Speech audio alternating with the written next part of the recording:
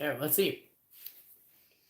So what we're going to do on the video today is we are going to answer questions, which we don't normally do as from the beginning of the video because the chat starts to get really intimidating and it's hard to read the chat.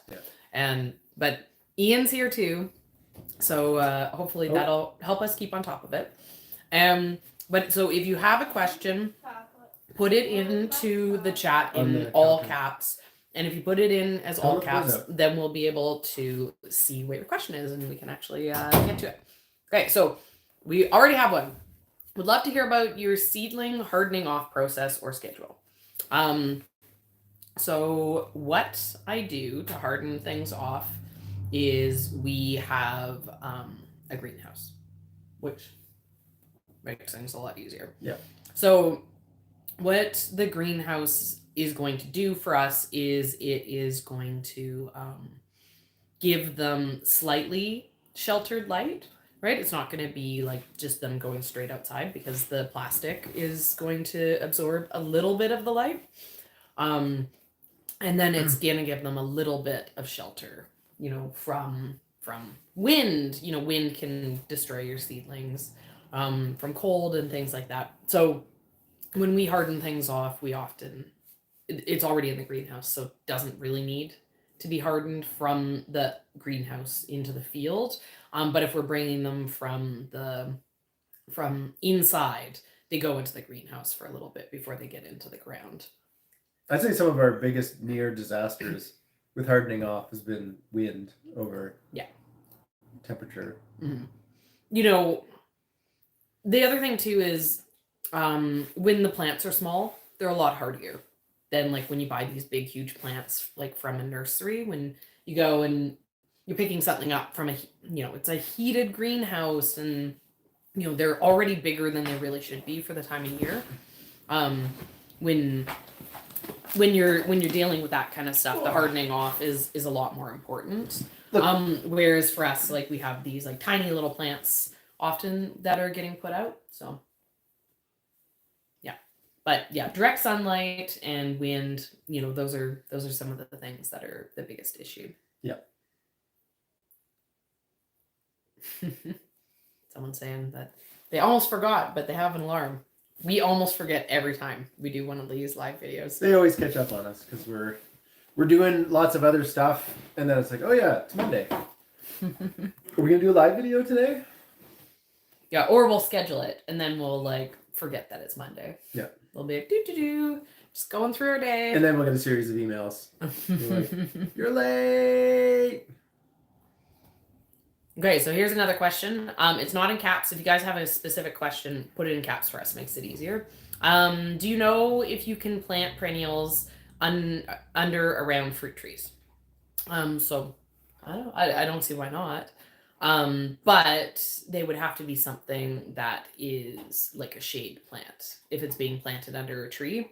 And then the other thing about planting underneath trees is, water is going to be an issue because trees like suck a lot of water out of the ground. So it, maybe you need something that can handle shade and that is like drought tolerant. So. And getting smashed with dropping rotting fruit. Yeah. And fair enough, right? It's like, how are you going to pick the fruit tree if there's a lot of things planted? Oh, thanks, Sarah. Oh, thanks so much, Sarah.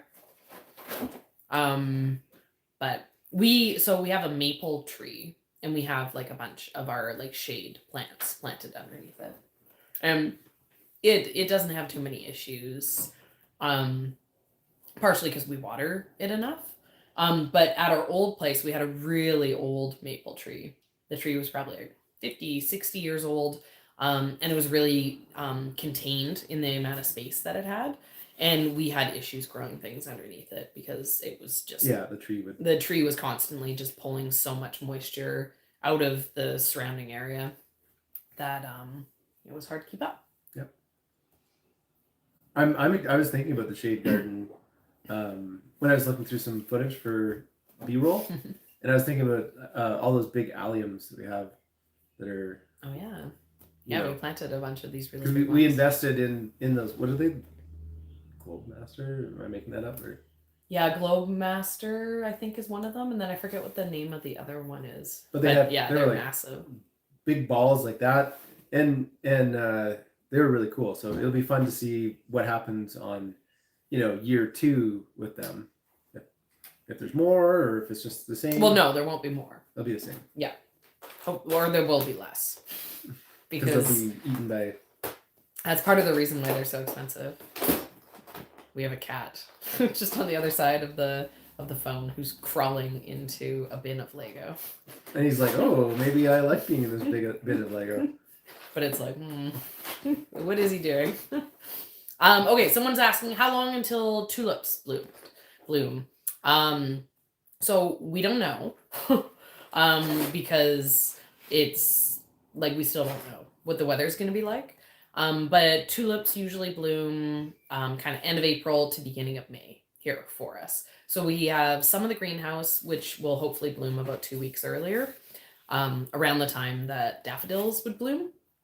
And then we have a couple weeks of when the tulips bloom, because we have early season, mid season, and late season tulips. So all I know is so far it's looking like spring is really late, because the crocuses there's like no sign of crocuses at all, and there has been years in the past when we've already had crocuses blooming. So I suspect this is going to be one of the latest springs in the last 5 years since we've moved to the property here. But it's also Mother's Day is the latest. Yeah, Mother's Day. We don't necessarily want it to happen too early. Yeah, Mother's Day is a good one. Someone else was asking, is our snow melted? Yeah, almost completely. Maybe in the shade in a couple patchy spots there might be a little bit, but essentially we don't really have much for snow right now. So okay, let's see. Are you putting up another high tunnel for the growing season? Yes. Right. So right now we have 3 of our caterpillar tunnels up, but we own 4. Yeah. And when did we take it down? We didn't take it down last year. We took it down the year. Took it down the year before. Yeah. Yeah. It's been sitting in the field. The plan was that we were going to plant it. Sorry. We were going to put it up in the fall. We were going to put it up and have things like planted for overwinter in it. But things were too crazy, and so we didn't get on it. And so then we'll probably put it up, sometime late spring, kind of like once we get past the tulips, when we get a little bit of a window of time, we'll put it up. But we don't really need it until the fall anyways, so there's no huge rush on getting it up. And then we have a really big proper greenhouse, double walled plastic, 30 by 70 greenhouse that we don't know. We don't know when that's going up. We don't know if it's going to go up. We're kind of, we're holding, we bought it. The plan was to get it up, and now we're do we need to put it up? I don't know. It's tough because we need to level a pad and get permits, and so there's a bit of complication in doing all that. Yeah, it's a lot of space. We were buying it because we were doing we bought it because we were doing the nursery sale. We were talking about maybe doing heat, right? And so it was something that we thought we needed, but we pivoted away from the original reason why we purchased it. So, And we still keep talking about pivots to the farm, so it's like everything's so fluid that it's hard to know exactly what our needs are. Yeah. Cost of metal has gone up so much over the last couple of years that we could sell it for cost. We could sell it for what we bought for it, and it would still be a deal for someone. So it's it's fine. We're not feeling the crunch on it. Yeah. Okay, have you ever grown Gerber daisies? Are they hard work? So I've never grown them. I think that they need a longer season than what we have. Ian has no idea, so I don't know why I'm looking at him. Yeah, they need more growing time than for it to be worth it for us. I don't like them. I think when I think of Gerber daisies, I think of cheap Grocery store bouquets? Or not even grocery store bouquets, but like, you know, like, oh, 1-800-florist.com or something.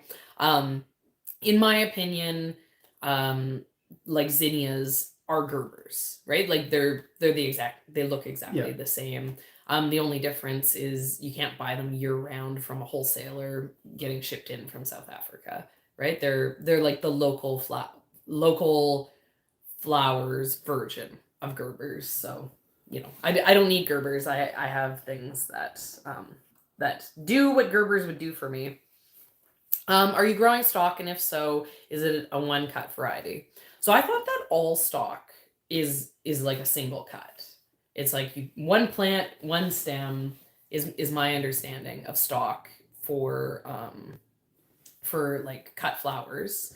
We are doing stock this year. I've bought in a couple trays. So we have Lysianthus coming, and then we have a few other like bits and pieces. We have some snapdragons, and then I also bought some stock for myself because last year we tried it and I liked it, but it was too difficult to have. It was like, oh, the snapdragons and this and this and this, and then the stock kind of got like Left. so I started some. I tried it. I liked it. But I was like, that like, let's just buy some. We're buying stuff anyways. Yeah. So I'm really excited about it, to have it, you know, and to learn. I know that it's not especially difficult to grow seedlings for it. But we're excited to learn about what if we don't have to grow seedlings for everything. We're trying to save our labor, and so even if, you know, a tray of plugs costs a little bit of money, whereas, you know, the seed is very cheap. We spend a crazy amount of time, you know, in the March month, like watering, just going down and watering all the trays. And as the farm grows, that labor just grows with it. And it's like at some point in time, we need that time back if we're gonna, you know, run this operation kind of like with the two of us or with minimal employees. So we are going to try it out where we're just, you know, investing in like trays plugs that somebody else. You know, another thing too is it's like as the farm gets bigger, like we need more plugs, right? So it starts to be like a logistics thing. It's like, hey, like how many plugs can we even grow? When, you know, we could be getting like, oh, this week we ordered in a couple cases of plugs. We plant them out that week. You know, we have the lights. They can be under the light. We order in 40 trays. It fills 2 racks of lights. They're getting hardened off as we're planting them out that week. And then maybe more plugs show up the following week, right? So we can put our labor just into the planting of them, not the growing and the planting of them. You know, costs a little bit more potentially, but time is money, employees are money, all of this. So, have you ever tried anise in your bouquets? Yes, anise hyssop is, which I'm assuming is what you mean by anise, and it's incredible. It's not a perennial for me here. He's like, let me go. Ian's locked 2 of the cats in here with us. I locked the little boys in hopes that they would come and hang out, but they're just exploring. Anise hyssop, really, really, really good. We had it last year and we had it the year before. And this year I plan on planting an entire bed of it. It's really good. It's great. Yeah. Like great vase life, looks great, you know, smells great, everything you'd want. Okay, just a reminder here, guys. If you have a question, put it in all caps so that we can see it. I have the chat stopped so that we can get through them. But it's really hard to see them. So if you do all caps, then it's okay. Question: with YouTube income, do you make more money with longer videos? I find it easier to watch 3 minutes rather than an hour, even if they're to be continued. So the way you make the way you make money is based on how many ads get watched. Can I have a total? Yeah. So if your video is longer, then it has like more ads in it, for like YouTube puts more ads in it. At the door. But the reason why we make longer videos is that we would rather tell like one complete story than to tell like part 1, part 2, part 3. Like we're not going to change our video format. I know that there's lots of people who want us to make shorter videos. We've talked about this year making some videos shorts. Shorter. I think some of our newer content will be shorter. Well, but we're not going to be aiming to make, we're never going to aim to make like 10, 12-minute long videos. Yeah. We're always going to aim to make kind of these longer type videos. And then these live videos, right? Like they're kind of like, in my opinion, they're supplementary content, right? If you've watched the videos and you want more, if you want to like be able to engage with us, hang out with us, then that's what the live videos are for. So like I don't care how long the live videos are, and I don't really care if anyone's like, I don't like the live videos, because I'm like, well, yeah, they're like they don't watch them, right? Yeah. Like that's why I always label everything very clearly with the live on the thumbnail, just so everyone knows like what they're getting into. But our say it's like a 30-minute video, it'll probably get, once it's released, kind of like the average person who clicks on it watches it for 15 minutes or so, and then we'll release like a 20-minute video, and it'll be like, obviously 10 minutes. Yeah, it'll be like 10 minutes. Like, it'll get a similar percentage, but right away because YouTube gives you these like, oh, like this is how this video is differing from your normal. And it's like, YouTube will be like, I don't know about this video. Your watch time is like, it's down a lot. And you're like, yeah, because it's a shorter video. Like, come on, YouTube. Like, you don't have to like rag on me for it. And they're like, it's like, yeah, I'm not going to really show this to as many people because. I mean, I don't actually think that's how it works. But I mean, I 100% know that's not how it works. That's what it tells you. It tells you that your watch time's down, but I don't know that it. First of all, YouTube doesn't talk to you. It doesn't. No, but it does. It does have some automated writing messages that will tell you about what's going on with your content. I mean, this is my position on it, and. Like, I think this is also the position that I think YouTube wants us to have, which is we want to make a standardized type of content. And so, like, I know that we do some of these unboxing videos that are an hour long. The reason why we've done those is we used to do them as live videos, and then they'd be like 3 hours long. Yeah. And people were like, too long, and I want to see pictures. So this is like kind of the compromise to make them. And it like they take as long as they take is what it comes down to, right? Like, if you guys, I could make a 1-minute unboxing video where I'm just like, you want to know what's in this box? This, and this. That's what's in the box. The end. And in my opinion, I'd be wasting your time. It would be a waste of a minute to watch that video, because who cares what's in the box, right? What's in the box? The value is like why I bought it, my knowledge behind it, and to do that takes some time. Yeah. And we are specifically consistently targeting people who want to watch longer form videos. We're targeting people who want longer explanations of things, not just the bullet points.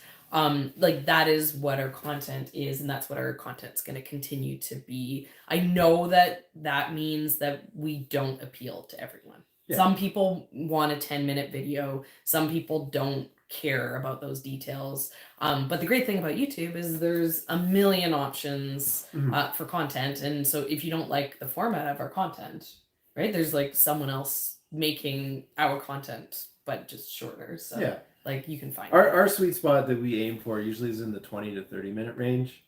And after 30 minutes, we're like, trim the fat. Yeah, we try, like if it's over 30 minutes, we've like put effort in to making it not that way. But other than the unboxings. Yeah, but yeah, sometimes you just can't help it. And so, there's like an idea where it is, how long should your YouTube video be? It should be as long as it is, it needs to be, right? To tell whatever story it is that you're trying to tell. So, there's not specific time things, but that 30-minute length that we were kind of aiming with the vlogs, when we were pumping it in at 30 minutes all the time, YouTube liked the consistency from our perspective. Okay, is your eucalyptus still alive? I don't know yet. It's still winter. Probably. Right? Like I have no idea. Yeah, it died back last year, but we ask me in 2 months. That's when I'll know if it's alive. Yeah, we had snow in early November, 2 days after our first frost. It snowed, and then that snow stayed around until a handful of weeks ago. So everything probably would have been okay up to that point, and then we got like a cold snap after the snow melted. So I have no idea. Maybe Ian has no idea. No, I have no idea either. Right? Like, but we were doing. But also, it is more than just that we have no idea. If it is alive, it's going to be very late that it starts growing again. It's not like, oh, the snow melts and we'll know it's alive. It'll be like after the tulips bloom. Yeah, we'll know if it's alive. So like, gotta wait. It grew back last year from the roots. Okay, do you have a recipe for your baba ganoush? Ian, what's the baba ganoush recipe? To taste. Yeah, but like what goes in it? Tahini, eggplant. So we like to cook the eggplant on the barbecue, just like cook it till it's mush, and then get smoky. Yeah, it has a really good flavor then, and then just scoop it all out, put it in a bowl with a bunch of tahini. I don't know what a ratio would be. I have no idea. Maybe like a third. Scoop. We also when we make it, we have these like bowls that are like literally this big. Like they're like restaurant like kitchen bowls. And then what? Some salt and some garlic. Salt, a lot of garlic. Mm-hmm. We make it with a lot of garlic. So our recipe would be a very poorly rated recipe because people would be like, it just tastes like garlic. Yeah, it's disgusting. And then we get like an immersion blender and we go. Yeah. We gear it up. And then we taste it and we're like, needs a bit more garlic. Yeah. Or we're like too much. We err on the side of not enough. Right? So like, like a couple scoops of tahini, taste it. Is it creamy enough? Because the tahini gives it that creamy richness. Yeah. And then it's like, I think it needs a little bit more. Oh, like I think it has lemon juice in it too. Yeah. But I don't know if we always put lemon juice in it. I feel like we forget. I don't know. It's good without lemon juice if we forget. Yeah. Yeah, and then we, put a bit of salt in. Taste needs a bit more salt. It's really good when it's like nice and hot still. Yeah, that's our favorite, to eat it when it's warm. Or how we store it is we put it into jars. Yeah. And then we freeze it. And so if you freeze in jars, it's very important because jars have shoulders. When things freeze, it expands. So when you freeze in a jar, you have to be way below the shoulder because if you fill it to the shoulder line when it expands, the jar it's not going to pop the top off. The jar is going to break inside your freezer, and then you're going to have glass in your freezer. Mm-hmm. But so we freeze it like in jars, and then we take the jar out and we pop it in the microwave and warm it up so that when we eat it warm. Yeah. I'm drooling. It's good. Okay, someone's saying she needs quartet rainbow stock. I've heard of the quartet, but honestly, anytime I see like rainbow as the seed, there's two things that I think of. The first thing I think of is I don't buy mixed packs. I want individual colors, and if I see rainbow, I'm thinking that it's going to be like the mixed color pack. Or two, have you been looking on Etsy? There is no such thing as a flower that is like a rainbow of colors. Those are either dyed or they're photoshopped. Basically just as soon as someone says rainbow in like seed shopping context, it's like, I don't know what it is, but I don't want it because there's nothing that really is. You should take a look at it. Look for it later. No, but I think quartet is like one of the standard cut flower stalks. I don't know. I forget the name. I forget the variety of what I bought. I think we bought like very neutral colors. I think we probably bought like, a blush and then like maybe like a rich pink is like the colors. Cause I was buying, stuff that was like, okay, maybe it could sell to florists, trying to be a little bit more conservative. Do you have seedlings growing all over your house again this year? We do have them in the bathroom and the outbuilding again. Yeah, so the outbuilding is where we grow all of our seedlings. A lot you almost never see our house in the videos. Yeah. Right? Like these live videos are one of the few times that we're in the house. So like, you know, and like there's occasions, right? Like I'm Yeah. thinking like we did the I'm sick. Yeah. There was like a vlog this year that was like about us like getting a summer cold. And there was some shots where we're like on the couch. The kitchen, which is the most common spot to shoot in a house, the kitchen, the lighting in it is just really challenging. And so anytime we shoot in there, it's hard to get it to look good on camera. And so then it's just like, ugh. The other thing is like we legitimately don't spend very much time in our house. Yeah, in summer. Right? Like in the growing season.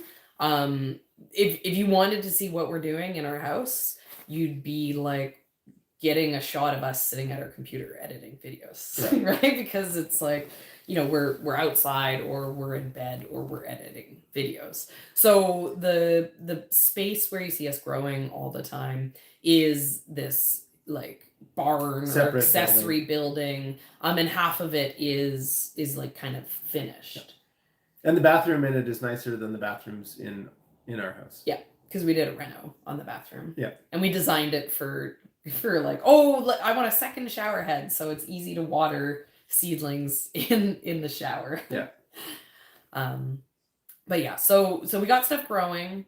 We have a video that we're working on right now that's going to come out tomorrow, maybe. Ian's been doing this video. The next day. Is it ready? Because tonight we have to do all that stuff out there. It's not right. I have to go through it and do the sound. Okay. So it's coming. It's like almost done. So probably not tomorrow, but probably the next day. And then we're working on like a video right now of like cleaning up dried flowers and we have like some stuff about the seedlings in it. So you guys like, so that means like next week. So not this Friday, but next Friday would probably be, or maybe a little bit earlier, would be when you guys can see what's happening right now. But yeah, there's lots. And then we have stuff that is, our Lysianthus is on its way. I don't know. Hopefully. Yeah. We need to look into that. It was supposed to ship today. Are there any foodstuffs you wish you could grow but are unable to, either due to weather zone or seed sourcing? Well, I mean, we're in Canada, so there's tons of stuff that we wish we could grow, like that we can't grow. Yeah, I like mean pomegranates and avocados and citrus and. We were able to grow lots of delicious stuff. It's a good growing region where we are. Yeah. But last year we just didn't have time to do the veggies. So, my first step on the ladder of what I'd like to grow is all that stuff that we've grown before that's delicious. Yeah. Again. Yeah. Time is money. I think we were talking about this in our last live video where we'd rather focus on being able to grow the things we know we need to grow and then make a little bit of money, and then we can go and we can support all of our farm friends at the farmers market. Totally. If we go down with just flowers, right, and make $1,200, we can take $200 of that and go buy veggies, and we're better off than growing a ton of veggies and going to the market and not making $1,000. Yeah. Right. Best of both worlds. We can support the people who are doing it professionally and support ourselves with having a business that makes sense. Carrot question. How do you get your carrots so large? I have the worst luck with them. I assume what you mean by large is like long. And the answer to that is that we have a sand pit. We say this all the time, like, oh, run a hose and like we'll never have a puddle. Like it's very, very sandy. And so because of that, the carrots, they can just grow as long as they want. There's nothing stopping them. Whereas if you are in a heavier soil, or worst of all, you're in clay soil, you're just limited for what the carrots can actually grow into. And then we don't even grow a variety that is especially long, because we were growing trying to mocha? Yeah, Mokum is the variety that we're growing, and it's a Nance style, which means it's rounded, right? Like it's rounded on the bottom rather than a pointy bottom. It's a curved bottom. And I think that they're kind of like an 8-inch carrot. Yet again, I'm looking at Ian, but Ian isn't the one who has the seed catalogs memorized. I'm the one who does. But yeah, so Mokum isn't an especially long carrot. But yeah, if you're having issues for getting them longer, have sandy soil, Yeah, which would or like loosen your soil up, but yeah, if you're on clay, you're always going to be pretty challenged. But then maybe try different varieties. Maybe try something that'll be a little bit thicker, because you're not going to get the length. But yeah, so there's no trick that I know. The one trick I do know about carrots is that is germination. The hardest thing about carrots is getting them to germinate. They take 10 days of needing constant moisture. So some people, for germinating their carrots, they put something down to cover the ground. They'll put it down for like 7 days. Or I've seen people do. They'll plant a little bit of radish along with their carrots, and then once the radishes germinate, then they're like, okay, now I know that the carrots are getting ready to germinate, so this is when I'll take the cover off. But the cover is just to hold in a more constant amount of moisture. And we never did that, but our trick was basically we'd water every day for when we had carrots germinating. Whenever we had like a carrot bed that had been seeded, we always made a habit of like watering it a lot. We'd baby it for that first once it's germinated, then once it's germinated, then it's back to normal. Yeah. But if you're having issues with getting them to just grow at all, I never realized before I went into the farming, and kind of got more focused attention brought to germinating them, because lots of farmers have that issue, just how difficult carrots are, right? Yeah. They're a pain in the butt. Yeah. We just got to the scroll where Black Dog. Oh, yeah. Thank you. Thank you so much, Black Dog. You're always so incredibly generous. Makes us feel, very supported, but also like, wow, so generous. Okay, someone's good night from the Caribbean. Jealous. Little bit nicer there than it is here. Oh man, my eye. Okay, how much do the kids help on the farm? Do they enjoy it? They help some. Like they've been doing certain tasks, like helping us seed trays for a bunch of years, so they actually have some like ability at it. Every now and then we make them pull weeds and stuff, and I want to keep developing their skill sets over time, so that when they get old enough to be able to work independently, they have the knowledge to be able to do the tasks and to know which they do involved. I would say. Yeah, I would say like my 8-year-old and 6-year-old are better trained than a lot of like farm employees we could bring on.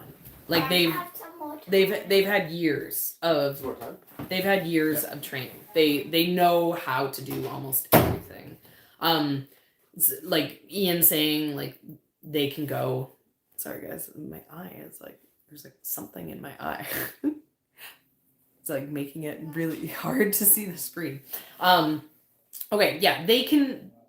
One of the jobs that I trust people to do the least is weeding. Weeding is actually a very technical skill, because you need to actually know when plants are quite small, what is a weed and what is supposed to be there, and that isn't always obvious.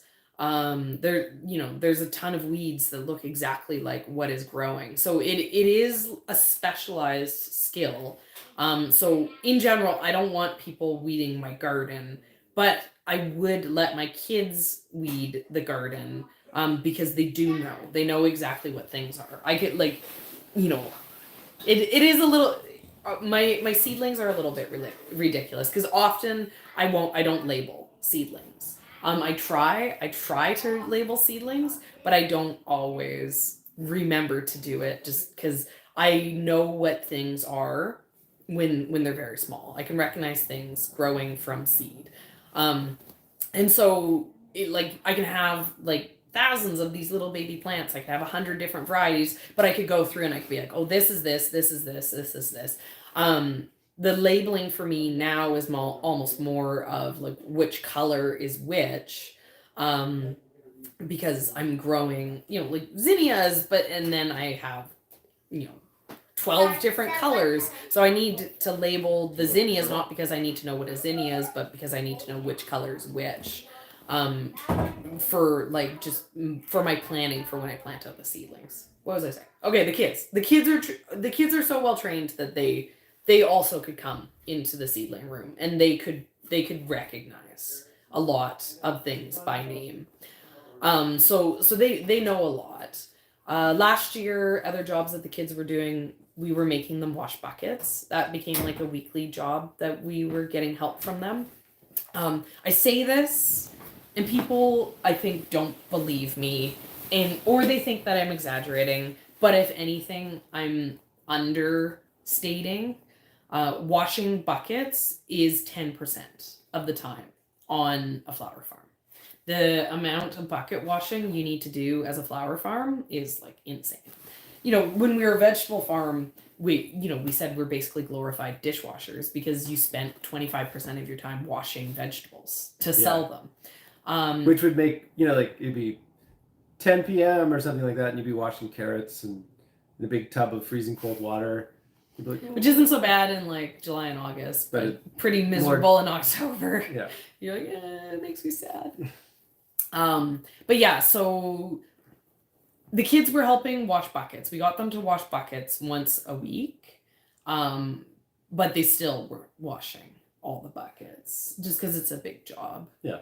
And then, like, my thing is I'm in a lot of farm groups where people talk about having grown up on farms and not wanting to stay on the farms because growing up they had to spend so much time working on these family farms, and they didn't want to do it, right? It was like a chore they were forced to do, which led to them not enjoying farm work.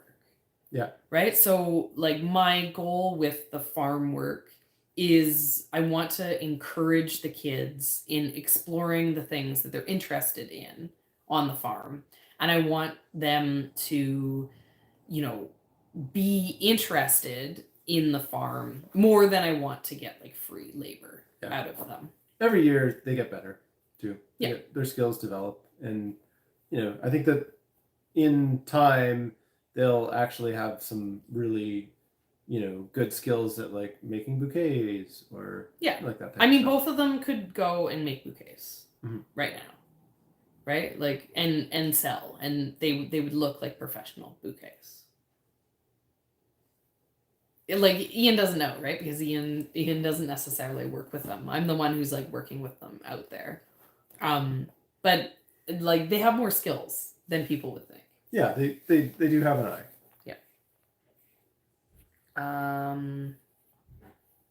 The other half to the question was, do they enjoy it? And the answer is no. They enjoy a little bit, but the amount we're currently making them do, which isn't very much, is already going beyond how much they enjoy it. Yeah. But we're hoping as they like age, because they're like 6 and 8. I'm figuring 8 and 10 will start to age into the point at which they care about money. Yeah. Right? And so then we'll be like, we'll pay you to do it. And then we'll get a little bit more. Looks like lots of people like the longer videos. Oh, welcome to Best Friends, Sarah. Okay. I'm like, so okay. Ian, you talk while I scroll through. Well, I'm trying to read too. Are you growing any veggies this season? Okay, you answer that. Yeah, we're talking about growing a better variety of veggies this year. We intended to last year, but we got caught off guard by how much we were selling the flowers, so we didn't really have time to get everything in the ground. Yeah, we're too busy. This year, we're planning for things a little better to have, a bunch of veggies in the ground, and we're we're having internal conversations between the two of us about exactly how much of the farm we want to plant in veggies this year. Whether it's just no, like just we've been talking about like long term. Yeah. I was like, that's not this year conversation. Oh, well. We're having like a home garden. Yeah. Yeah. But like we're gonna have a nice variety of stuff. And so we're excited about that. I have enough seeds that if tomorrow I wanted to like be a veggie farm instead of a flower farm, like I could do that for 2 more years without having to buy anything. Yeah. So there's no shortage of seed. For me, my diet is a lot healthier when I'm able to eat stuff that we are growing. If I have to eat food from the grocery store all the time, then I'm not as good of a eater as if I could just go and forage some meals around the farm all summer.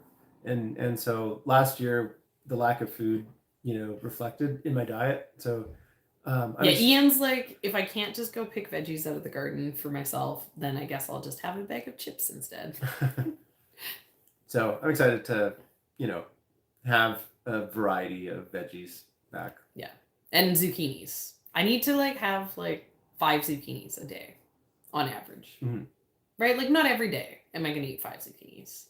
But there's definitely like a day when I'm going to eat like 15 zucchinis. Yeah. And for me, I can get in the zone and just eat like beets every day. I really like beets because, they both, they're those rare veggies that give you the feeling of like fullness and satisfyingness.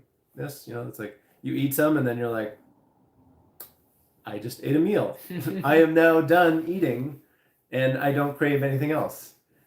Whereas like, lettuce or something like that, you can just rabbit food. That's like, well, that was. I mean, like lettuce makes sense because it's a salad dressing receptacle. Yeah.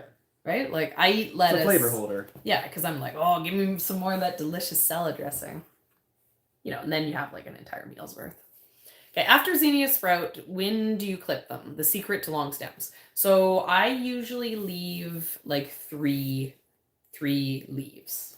So often, like I will be planting the seedlings out before they're that big, like 3 sets of leaves. Because the zinnias I usually like to plant when they're about 3 weeks old, and so they won't be that big enough yet. But it'll be kind of like 2 weeks later, I'll be coming in and I'll be topping all the plants. Like they'll be like this big and I'm going and I'm pinching the top off. Yeah. So it's when they're quite small. Is it with the zinnias that sometimes you leave some just to have some earlier? No. Or is that with the snaps? Sometimes when you pinch stuff, you don't pinch all of them just so you can have like a bit of an earlier flush. Yeah, but with zinnias, I wouldn't do that because the stem's gonna suck on like. If you don't pinch the top of a zinnia, it's going to bloom when it's like this tall. Oh, yeah. Right? And it's like, it's not going to be usable. If you don't pinch it, you're going to be pinching it anyways to get the flower off. There is some things, but like also it might be that I'm just like, I got too busy and I didn't do it. And I was like, Ian's like, were you going to pinch those? And I was like, yeah, whatever. And they'll just bloom faster this way. Right? It's kind of like, it's fine. Don't worry about it.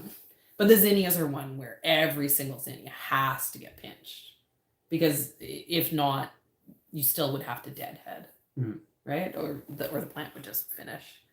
Have you grown sea holly from seed?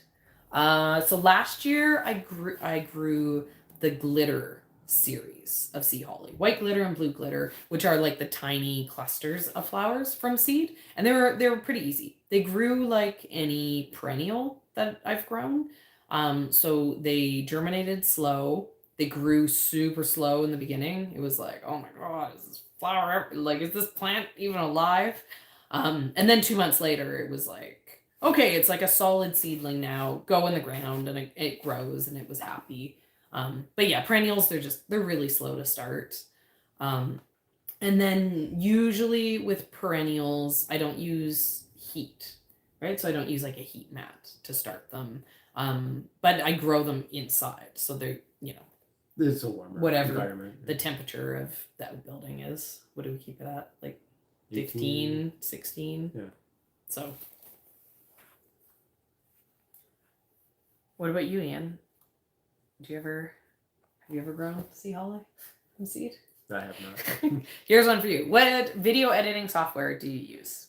We use Filmora, just the basic one. It's we tried to go to Adobe software like a handful of years ago, and it's like it just destroyed our computer. It would just crash constantly. So we went back to Filmora. And then I think we've tried using the Filmora Pro before because that's like a program on our computer, and I'm like, nope. Yeah, and so far the Filmora has done everything that we needed to. I always say that the editing software really is in your head, right? Well, because it's really they all kind of do the same thing, and you can do similar things in different ones, and maybe one has more professional looking outcomes, or it's a little faster. I feel like if you knew what you were doing, like Premiere Pro, that's Adobe, right? Yeah, probably has like shortcuts so that you could do it quicker, but you'd have to learn all that, which would slow you down while you're learning. But the point is, the true video creation becomes like a in your brain type thing, where making a good video is a skill that you have, and it's not really about the software that you use to come up with it. The softwares, they all just do the same thing. They're all just means to the same end. That's it. Okay.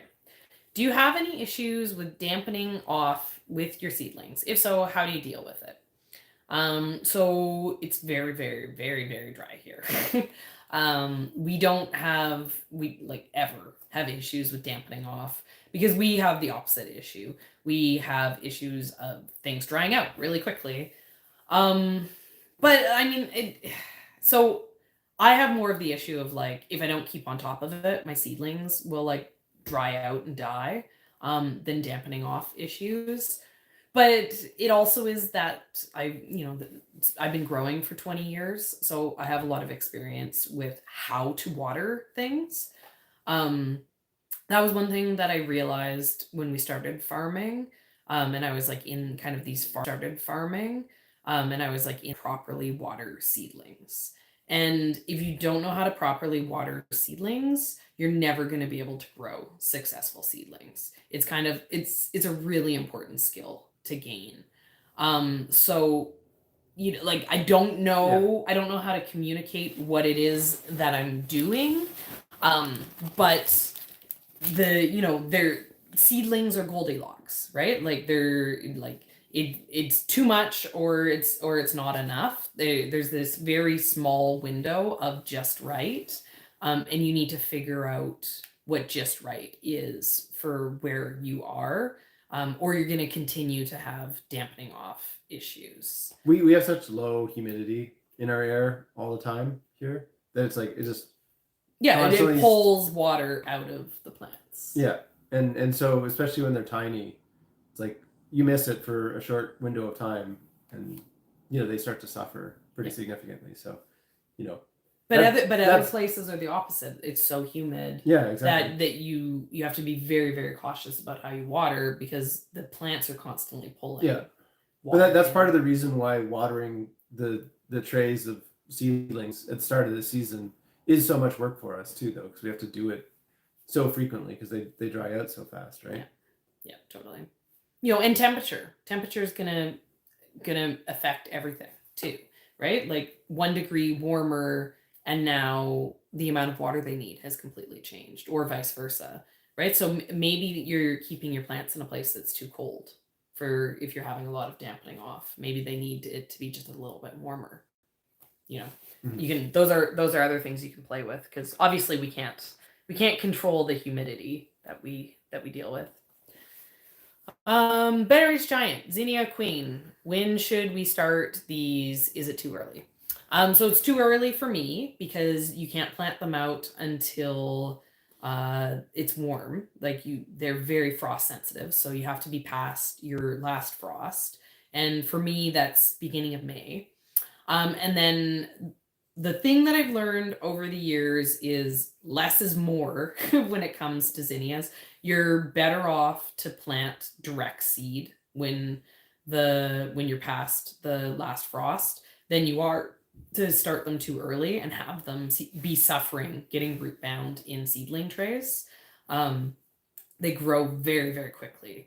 So for me, in a 72 tray, like, so the 72 spacing on the tray, 3 weeks with the zinnias. But even then, because I'm always like, oh, like I have to wait until the frost is passed. And the date that you're working with is just a general estimate. So I'm almost like, for me, mid-April is when like I would start them. So it's only kind of 2 weeks until that beginning of May. Because what if I need an extra week? I don't want them in the seed trays for too long, because they're gonna get very unhappy, which is gonna just lead to them being very unhappy in the ground too. So you got to do the math. You got to figure out when your last frost is and all those things to know when is the right time. But yeah, I keep pushing zinnias specifically later and later. How's the weather in Canada? Go for it, Ian. We're below zero or below freezing at night and above freezing during the day is kind of what it's like right now. Nothing too warm. I was at the bus stop today with a sweater and no jacket, and I came back. You chose them wisely. And my hands were pretty cold. And it was nice out today. Yeah, today's like one of the nicest days it's been. It was like sunny and clear and stuff. Yeah. But it was warm when you go out for a little bit, but you get out there for a while, stand still, and it was pretty cold. So it's not warm enough to work the ground yet. And I said it earlier in the video. I think this is going to be the coldest spring since we moved to the farm. Wasn't last year cool? No, because if you actually look at the latest spring, if you look at when the crocuses bloomed, crocuses blooming is my indicator that the soil is now warm enough to be able to plant seeds in the ground. Mm. So it's like I watch for it, because that's kind of when the crocuses bloom is when it's time to start planting things on the farm. If I go back through my pictures, there are years that we already had crocuses blooming by now. Yeah. Right? And we are currently at the point that crocuses haven't even grown out of the ground. Yeah, the ground's still let alone be at the point that they're blooming, which means like we could be like 3 weeks off from crocuses blooming, which is like, but the insane. Wasn't it 2 years ago when we had that really warm February? 2 years ago was the heat wave. Yeah, and so that year was like a really early. Yeah, but so, and last year was a really cold spring. But maybe it just stayed cold, like it never got hot. It stayed cold. Last year we were further along at this point than we currently are. But the heat never came. For a while. So everything kind of was just like, all right, we're in the ground and it's not freezing at night, but we're not doing anything. Last year was weird, and it was super dry, and it was windy, which made it extra dry. Except for the ranunculus. The ranunculus was like, the ranunculus was like, oh my god, and then we were like, oh my god, so much ranunculus. Like it was great for us. Like it was fine, but yeah, like so. It's cold. Like there's lots of years. So I ordered the Lysianthus to get shipped out today, because most years this would be like the week when we'd be starting to plant outside. But this year it's like still it's like it's too cold to plant. right? And so like Ian and I were having a conversation today. I'm out of space. I'm out of grow light space, which is a problem because I have 40 trays of Lysianthus coming that are going to need grow lights. That's like 2 entire racks of space that I'm going to need. And but the plan was for when I ordered them that we would have pre-sprouted the ranunculus and the anemones and had them planted out before the Lysianthus even came. So things are quite delayed. What did you start so far? You know that, Ian. You answer that one.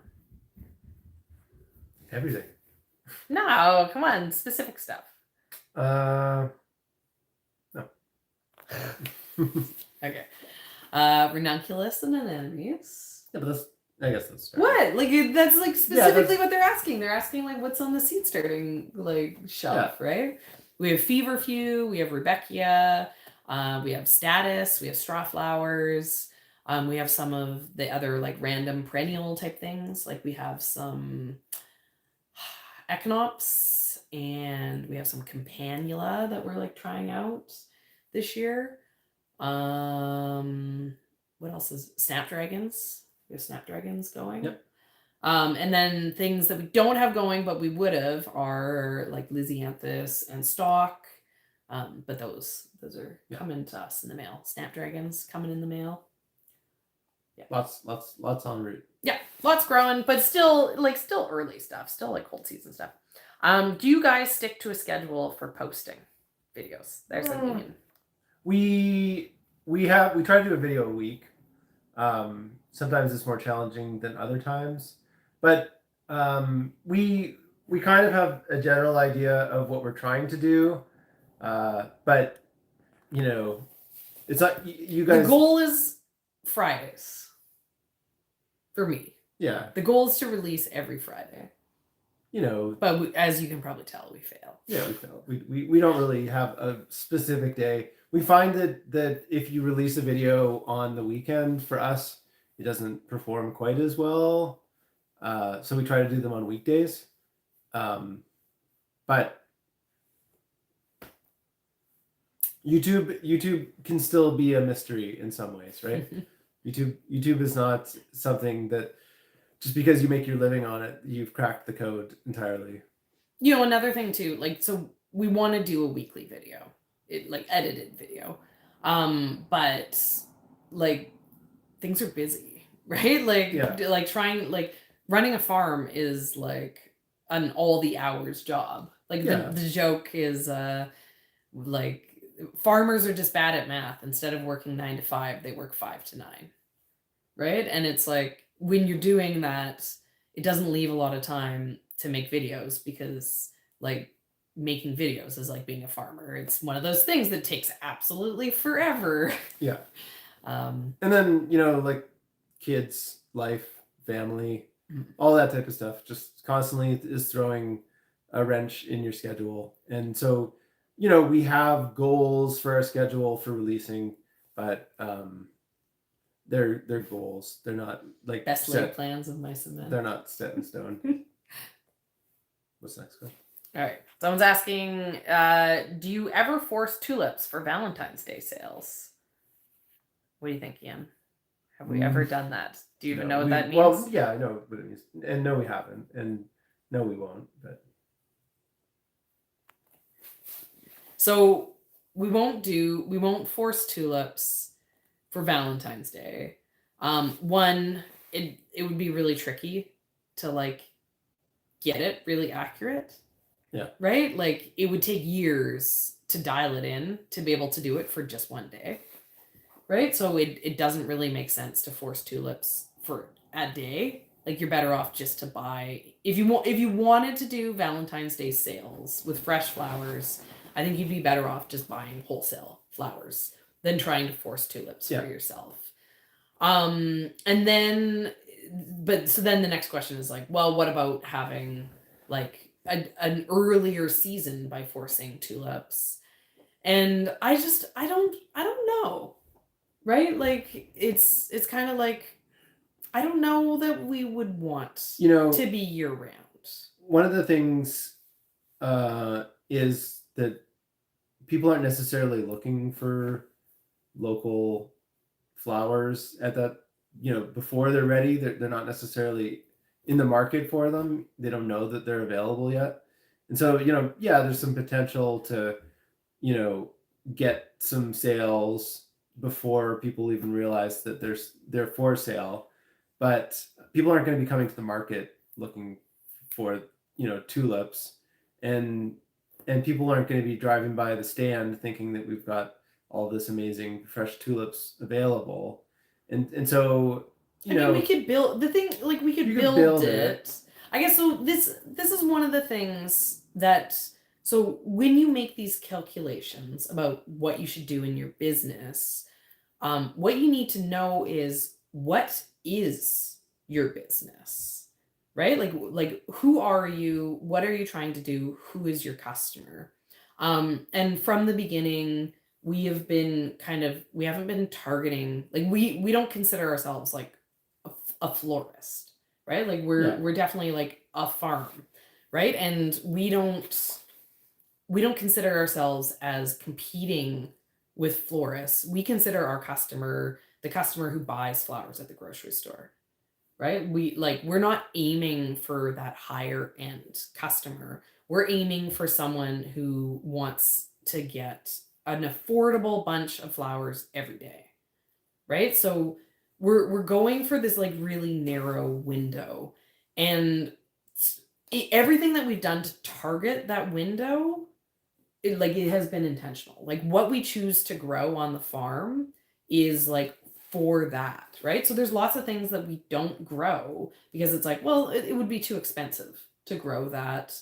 We'd have to sell it for more money than our $20 price point that we've decided to grow. So rather than growing those things and selling it for more money, we just don't grow it.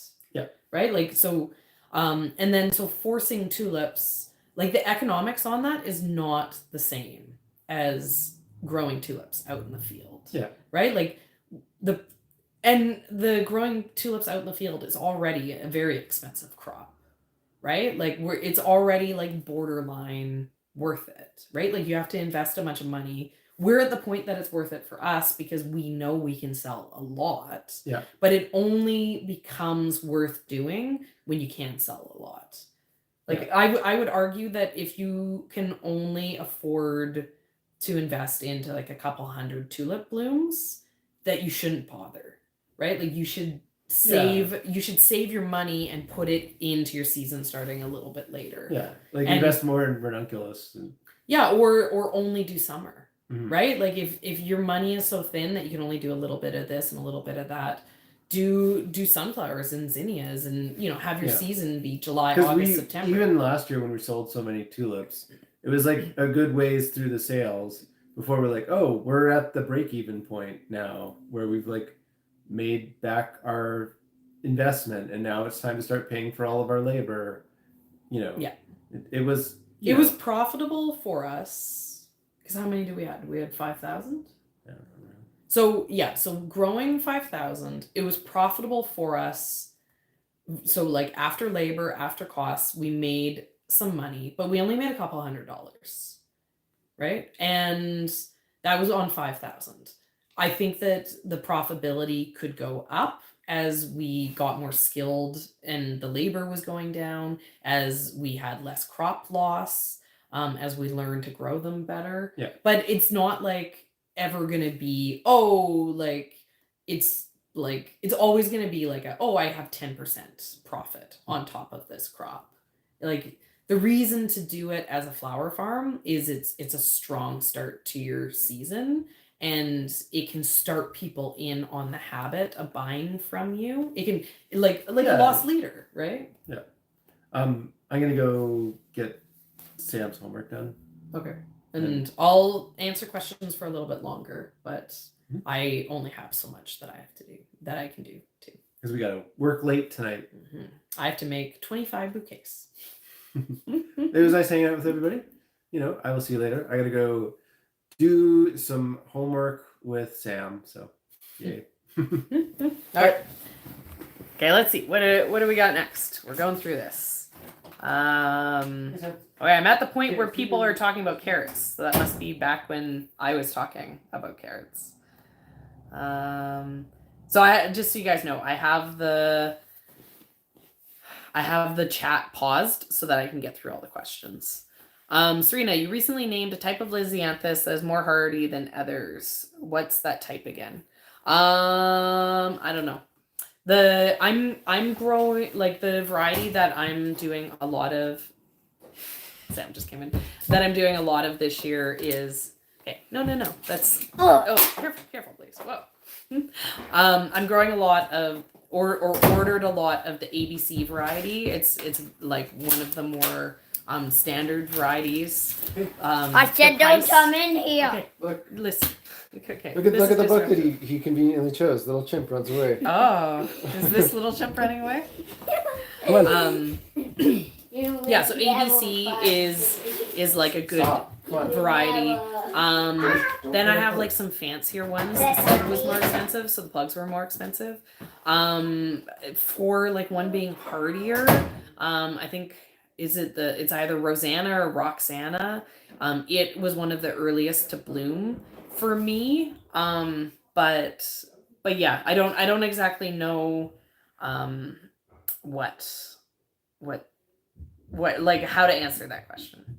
But those are maybe some ideas. If you could only grow 3 flowers for drying, which would they be? Well, okay, great question, because that's like the question that we're asking ourselves this year, because we've gone through and we've decided that we're going to do a lot less dried flowers. We're going to be more intentional about the dried flowers. And so what we're doing is we're growing a lot just for the Christmas ornaments that we have. I had one over here, but I had one hanging on the couch, but it's not here anymore. Unless it's hidden in the crack of the couch. It's like I got some magnets, I got some toys. No Christmas ornament. So the Christmas ornaments, we've decided that the best stuff for the Christmas ornaments is the statice, straw flowers, gomphrena, and larkspur. And then some sort of greenery, but I really like the pepleurum as a greenery, but it didn't hold its color super well. The eucalyptus was a great dried greenery, but it's like impossible for me to grow that. And then I like Sweet Annie, but I've been really struggling to successfully grow it. So like I'm confident that I'll have some greenery to find to use in them. But the one thing about the dried ornaments is I'm looking like they're like this, and then they have this like tiny little opening at the top. So what I'm looking for working with the dried ornaments is stuff that's small enough that I can fit it in the little opening. So that's part of what makes me decide those specific flowers. But yeah, I mean larkspur is like really incredible as a dried. I like the look of gomphrena, but gomphrena is a super pain in the butt to work with. So because of that, it like gets ranked way down. Straw, like it's hard to go wrong with statice and straw flowers. They're pretty ideal. Seed pod things, we grew the Albion pod. What is that? Is that like scabiosa or a nigella? I forget. I forget what they are. But those were really cool for dried. I really enjoy those. Grasses are really great dried. I love the amaranth dried. But yeah, it's tricky with the dried flowers. Often with the dried flowers, people are buying them not for flowers, right? They're buying something that's more of like a decor item.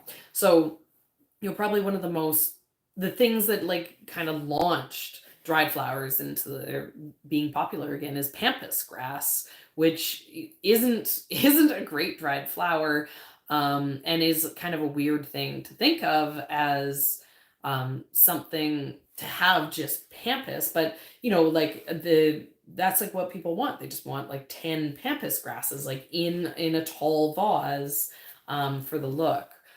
So you kind of have to decide what it is that you're doing with it, and what your customers want for it. But yeah, like if you've never grown anything before, start with statice and straw flowers, and those are pretty good. Let's see. When you plant your tulip bulbs in the field in the hardware steel mesh, do you simply cover the bulbs with soil, or do you cover with soil and then more mesh on top?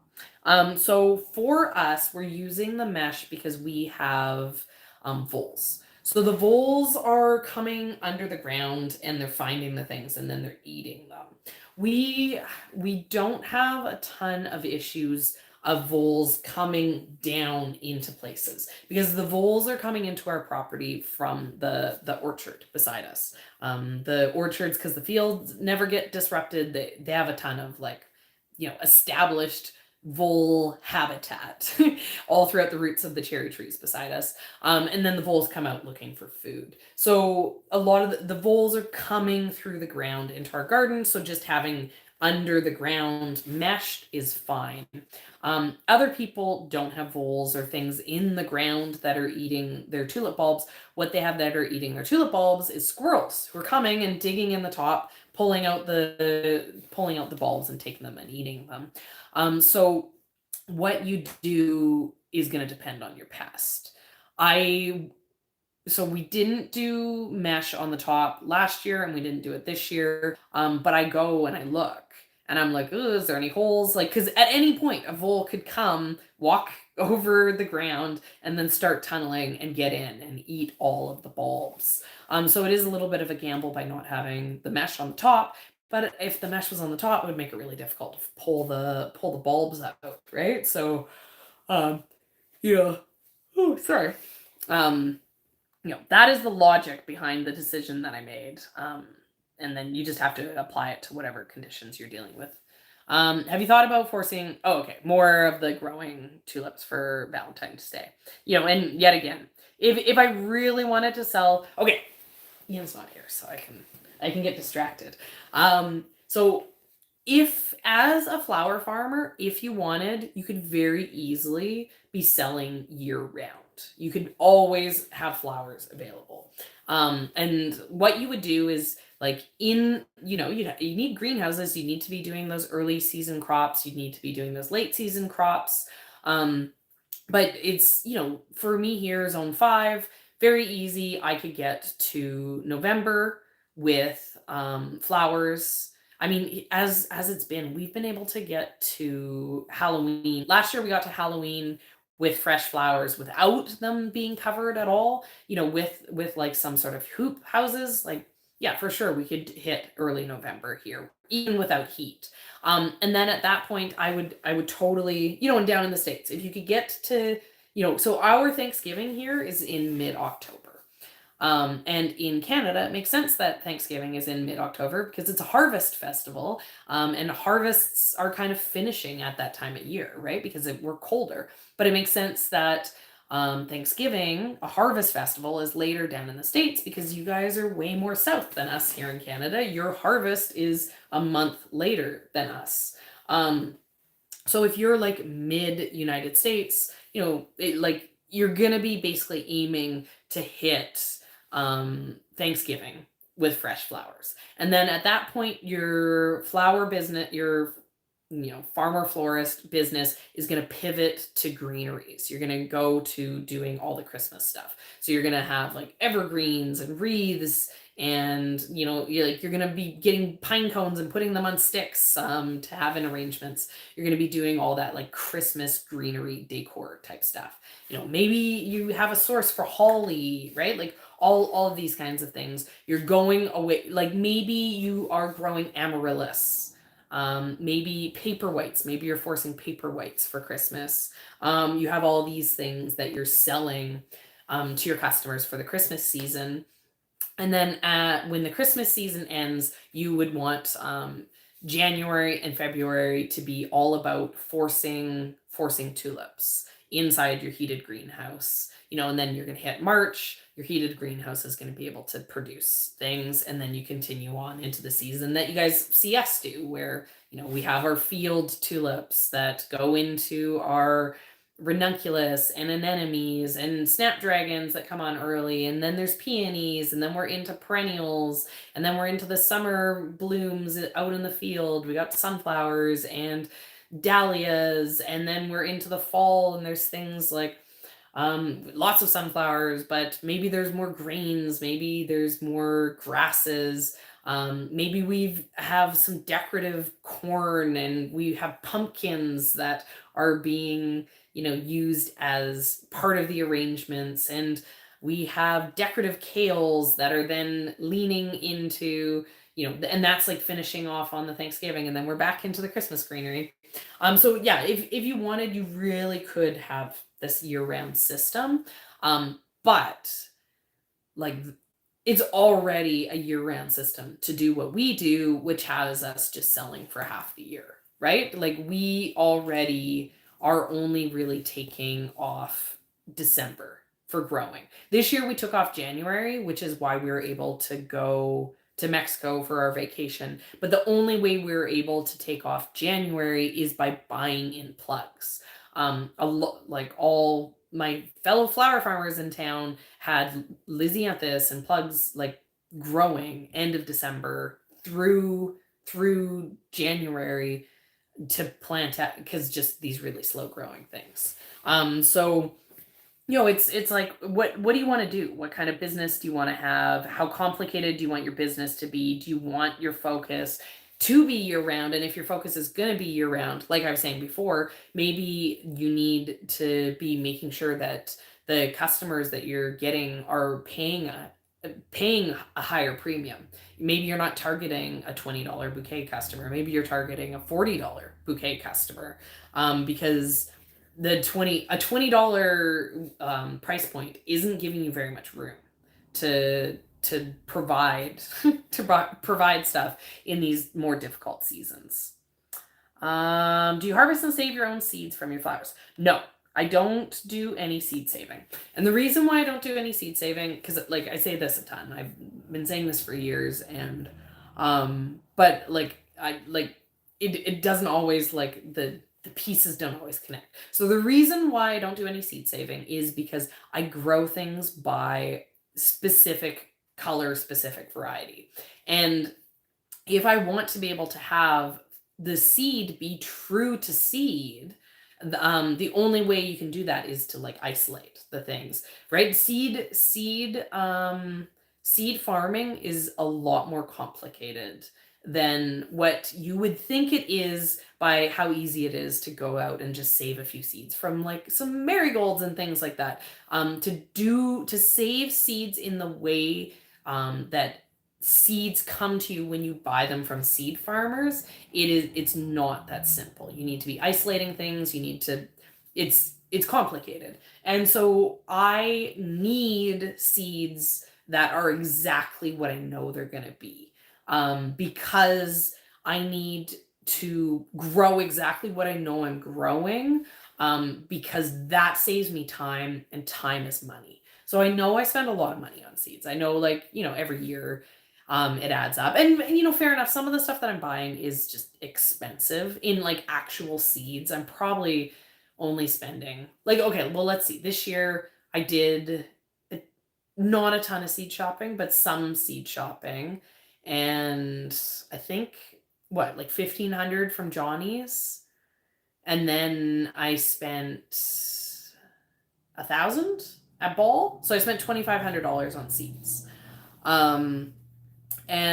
But then there's all the other things that I bought, like the bulbs. Bulbs are expensive, right? Like tulips are like 50 cents a bulb, right? So when I buy 12,000 tulips or 15,000 tulips or whatever the number was, like the money adds up, because it's big numbers. When I'm buying plugs, plugs are kind of $1 or $2, or sorry, perennials. If I buy perennials, they're $1 to $2 each.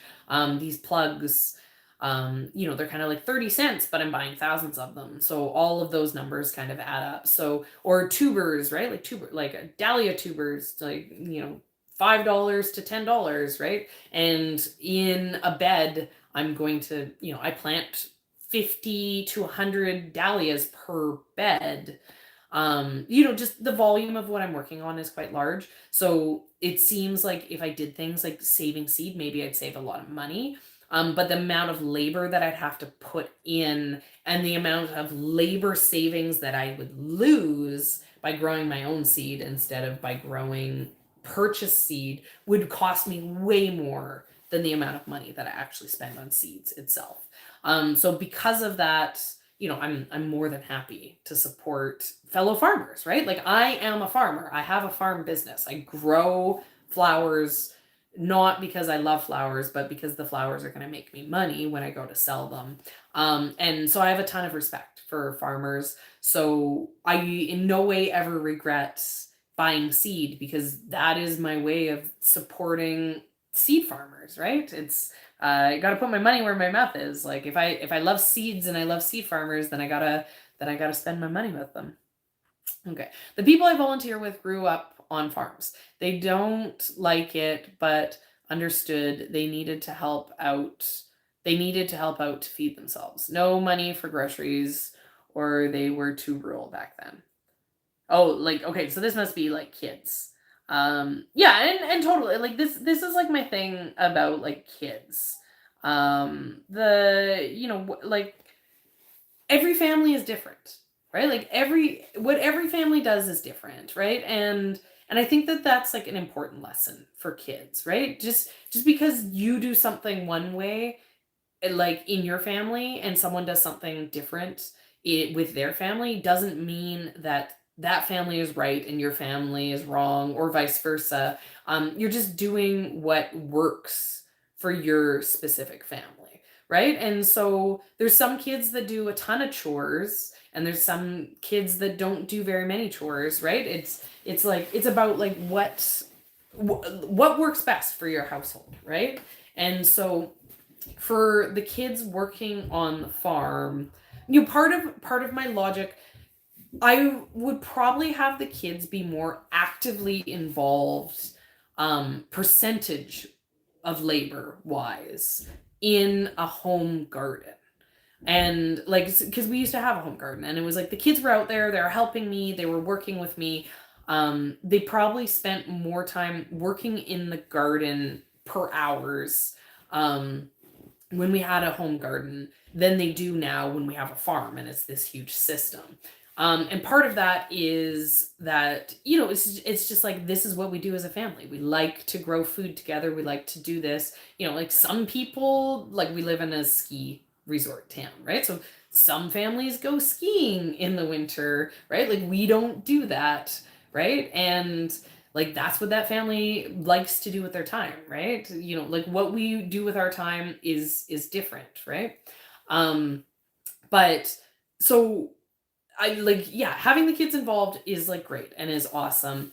But I like, we're very focused on the farm being a sustainable business. And one of the parts of that is that you need to track labor, right? So for me, like, it is a little bit like my business philosophy in the farm is leading to me not forcing the kids to work on the farm a ton. Because if my kids work a ton on the farm, and as unpaid labor, if I like make their chores for the family having to go and work 10 or 20 hours a week on the farm, that's great. But if I'm not tracking that labor and putting a cost to that labor, I'm potentially building my business dependent on that free labor. And then what happens when my kids aren't here anymore?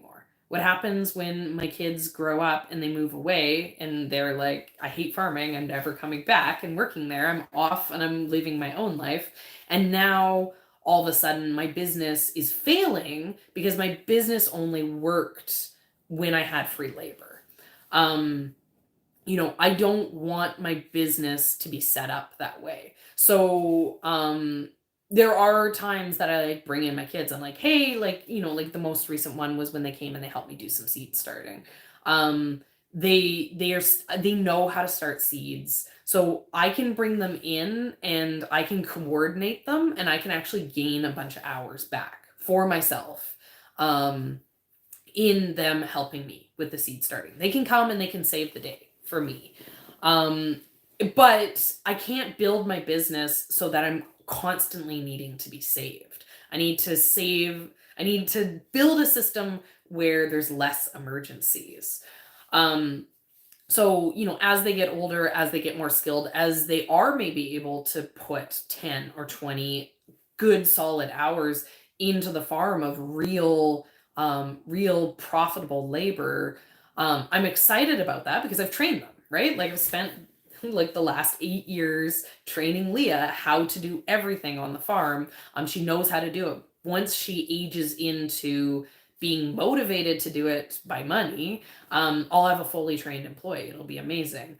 But I want to put a dollar value to that labor, so that I'm keeping the business stable, so that if she was to become my full-time employee, for the ages, let's say from 14 to 22, she is here with me on the farm being my summertime employee.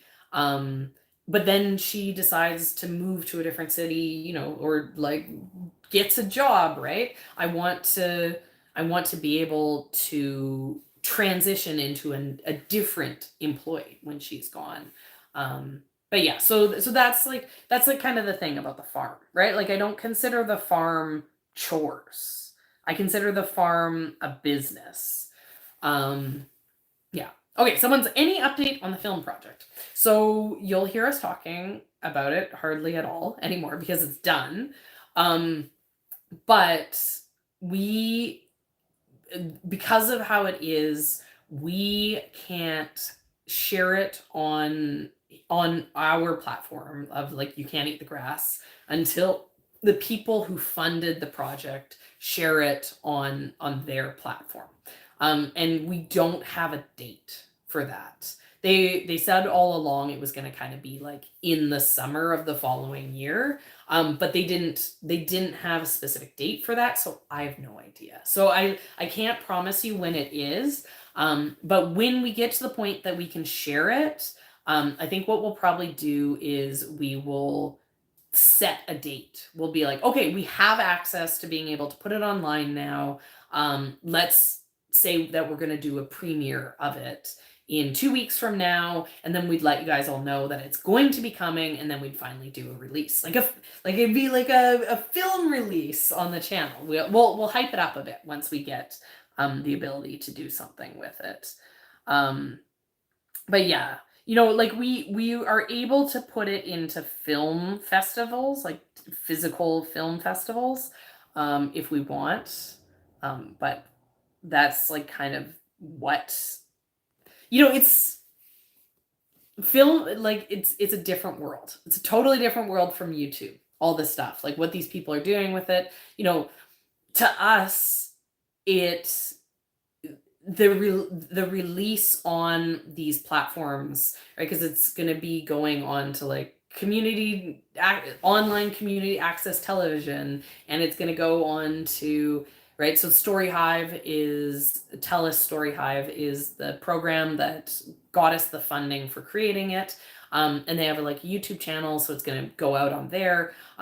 For other people, these are really big opportunities for ways to get people to see their works, right? Whereas for us, we already have this platform. We have the eyeballs already. And so our experience in the releasing of it is quite different from other people, because we have people who want to, you guys are all waiting to see it, because we've been excited about it and hyping it, but we can't show it to you. And it feels like forever for us. It feels like, oh my God, it's so long, right? Like we spent a year making this thing, and then it's going to be a year until we can release it, type thing. But it's because we work on these timelines where I'm literally speaking to you live right now, right? Like on YouTube, we have this platform that it's so quick, right? And our videos here on the channel, we're kind of slower to keep people up with our lives, just because of the editing that we put into our work. That makes it so that like I said, we're gonna have a video that'll come out kind of next week, which we're working on right now. So often you guys are seeing real time delayed by about 2 weeks. Sorry. Yeah, there's a 2 week lag, between the experience of between what we experience and what you guys get to see us experiencing. And in terms of YouTube, that 2 week lag seems like a big lag compared to a lot of other people. But like this 2 year lag between like doing a project and it finally being released is kind of more like what real film is like. It takes years and years to make movies and to make documentaries, to do all these things. We're just so lucky. we're so lucky with like YouTube and like new media and all this stuff. It's it makes doing all the stuff that we did for the film project just made me really appreciate YouTube even more, because it gave me perspective onto how much benefits YouTube provides. Okay, have you ever grown Peruvian zinnias? I don't think so. I'll have to look into that if they're different, if that's like a variety or what. Okay, let's see.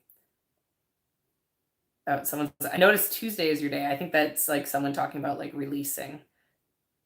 Oh, thanks so much, Anthony. Let's see. Thanks for the content. I followed you 2 years ago and inspired me to have a cut flower garden. Question: are you growing tomatoes, eggplant, zucchini for veggies? Okay, so this question makes a lot of sense to me because of the video that I just put out, the video all about the seeds. No, we're definitely growing more than tomatoes and zucchinis. We will talk about tomatoes and zucchinis like more than anything else, because those are like 2 of our favorite things to eat. Tomatoes specifically, like we're obsessed. We love tomatoes. We love growing tomatoes. So we could talk about those all day, every day. And then zucchini, we talk about zucchini a lot, probably this past year, because for the first time in like years and years, I didn't have lots of zucchinis to eat.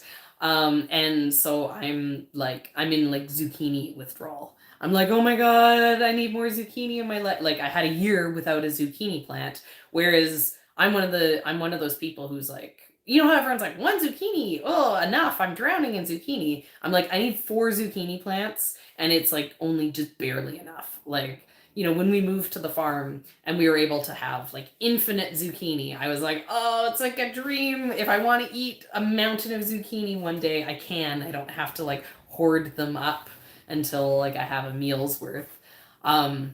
So yeah, we talk about zucchini all the time just because I missed. No, not happening. No. Leah just opened the door with the recorder. But no, it sounds, you cannot play it. It sounds really, really bad on microphones. No, you can't do it. Okay. If you want to play it, you can go play it upstairs. Time to go take a buddy. Okay. I'll finish this question and then I'll wrap up. Okay, you go to bed and I'll be there in a minute, okay? So in the video that I did, what I had for the order, like what I went over was the cucumbers, the tomatoes, and the eggplants. But the reason why that was what I went over is because I own already like everything that we're going to grow, because we decided very last minute that we were going to transfer over to flowers. So I already had all the seeds for the farm purchased when we then decided, no, we're going to do flowers. So I have like a farm's worth of veggie seeds. I have more seeds than I know what to do with. So all the things that I love to grow, I already have seeds on hand. So I haven't been talking about them in the videos because I was talking about like what I was bringing in new. And that's the reason why specifically in that video I wasn't even talking necessarily about what I bought, right? Because I only had like 5 different tomatoes. I was instead saying like, oh, here's all the tomatoes that I grow and why I like to grow them, but I still have them, and these are the 5 that I'm just adding on. But yeah, so like we love beets. Beets are like a big thing. We won't be growing any carrots. We've been having carrot root maggot issues, which is this like nasty fly that gets in the crops. It every year was getting worse and worse and worse. And then last year we had carrots planted, and the plan was we were going to pull them and we were going to donate them to the food bank, and they were garbage. The crop, like the entire crop, was decimated by the carrot root fly. So we are going to take a couple of years off. There are like Amy is in the carrot family. There are a few flowers that we grow that will still be affected, be like a host for the carrot root fly or maggot, or I don't know. I forget what it's called. But we need to reset the farm on that. So we can't be growing that. We'll just buy those in. But yeah, we love roots. We love like turnips, like the hackrai turnips, like those little salad turnips. Those are so delicious. I like radishes in the spring.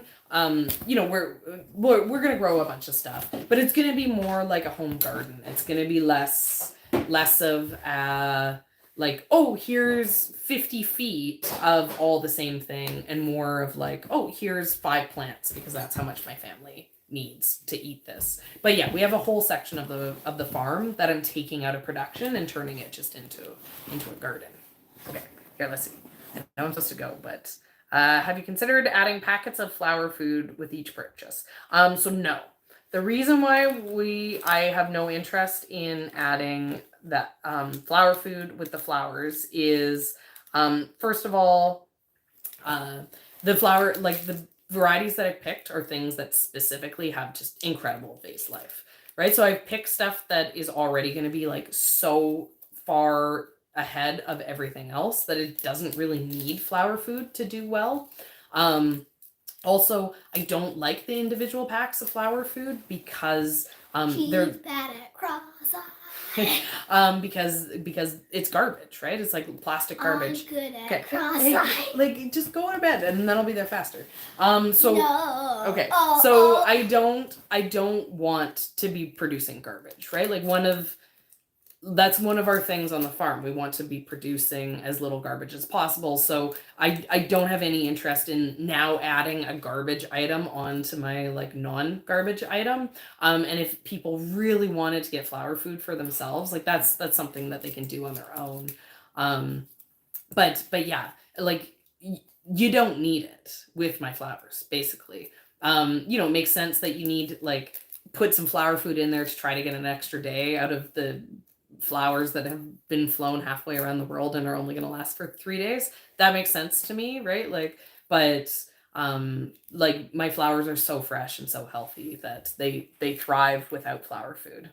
Oh, thanks so much, Three Gardens. You didn't see it was up there for like. No, well, I was scrolling and then I stopped, but I didn't see. I was like looking at other comments, but then thank you so much. I love the little sticker. What do you think? What's this sticker? Is it a hippo, I think? Is it a hippo running super fast? He's like trying super hard to run super fast. I really like all the little sticker things. They entertain me a lot because they're always like, what is this? Oh, the kitties don't get voles. So Bo is our bestest boy because he is a hunter. He's very fat because the way that he hunts is he just sits at vole holes and he waits till the vole comes out and then he grabs it and eats it. So by summer, he's done an excellent job on getting rid of all the voles on our property, but there's only so much he can do, right? Like they live all around us. And so then he beats them back, but then he hides inside all winter. He hates the wet and the snow. Yeah. But so he does a pretty good job. But are you planning any upgrades to your online sales platform? We are supposed to make a website is the goal. And we haven't. That is 100% correct. That's we were sponsored by Squarespace and they were like, hey, like you can have a free website as like part of the sponsorship. But I didn't I didn't know. I didn't have time to make a website. So that's a missed opportunity. That was a missed opportunity. It had I could have. I know. Your life. But maybe they'll sponsor us again soon, and then I can find some time to make a website. I don't have time. But like we own. So I have like a landing page for the You Can't Eat the Grass. The goal is that I need to get that figured out so that I can do online sales so that I can sell the Christmas ornaments. ornaments. Like, I know I've been saying this for multiple years that I'm going to do the Christmas ornaments as online sales, and they're going to be available to like Canada and the States. But like, I'm going to do it this year. It's just like, it's the problem is many things need to be done, and there's just never enough time.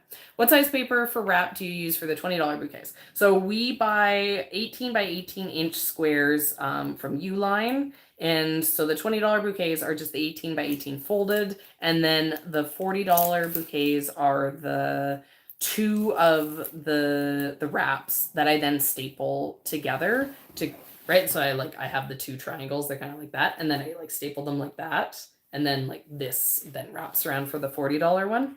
So everything's always that 18 inch by 18 inch, and I get them from Uline. They come in packs of like, I think it's 2,500 sheets. Okay, let's see. Pricing bouquets. You sold a good amount of the higher priced ones. Are you planning on stretching your price point this year? I don't know. Maybe. So every week we sent down 10 of it ended up being 9 because the $40 bouquets had those bigger buckets and they fit 3 really well. So I ended up making 9 of them for every market, and they sold pretty well. I think most weeks we had 1 come back. So most weeks we sold 8, and then I didn't mind if 1 came back because they were gorgeous. So then I would like steal that one to be my bouquet for the week. The plan was to have the $40 bouquets in the roadside stand. We bought tissue paper to be able to differentiate between the $20 and the $40 bouquets by having a different wrap. We were really busy. You didn't use it, the pudding? No, but so I think what we would do rather than like having a $100 bouquet for the farmer's market is that. Yeah, what do you think? Should I make $100 bouquets? That's overpriced. But it would have 100. It would be worth $100. Like how big would it be? It would be massive. It would be huge because it would be like 5 of the $20 bouquets, right? You could make some of those. And anyways, I think before we would start working on an even more expensive price point, we would work on trying to get the $40 bouquets into the roadside stand. Because we found the $30 price point was the price point that people wanted to buy as a gift. So I do suspect that the $40 price point would do okay in the roadside stand. It just feels like a little bit more of a risk doing it in the roadside stand because it's not like we have a lot of people coming all at once. So we could have a really quiet day and then having a $40 bouquet, having a couple $40 bouquets going to waste,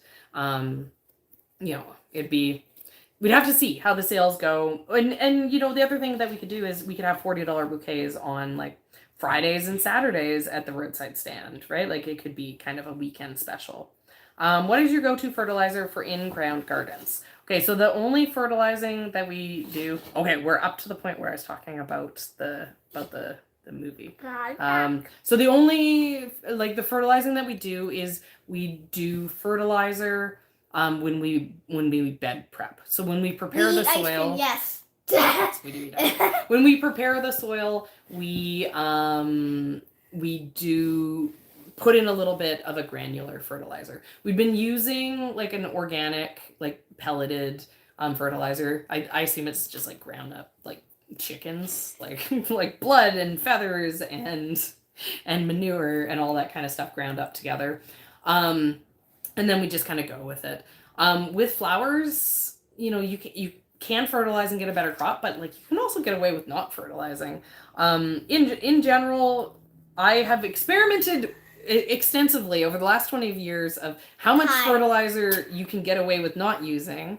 And the answer is like a lot. You can get away with not using a lot of fertilizer.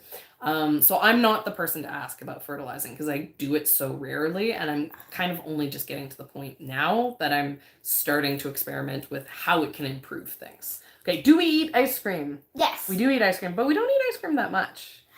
Well, what is our go-to treat, Leah? What's the treat that we eat all the time? Crab. We've been eating crab a lot. They've been having crab as a sale, so we've had some crab feasts. No, what do we eat like almost every other day? I'll give you a clue. You buy it at the movie theater. Popcorn? Oh yeah, we have. We eat a lot of popcorn. We do like popcorn. Like you go home, like, hey. How many times a week do you think we have popcorn? I don't know, like 3. Maybe even more. Maybe We have a lot of popcorn. We do a lot of popcorn.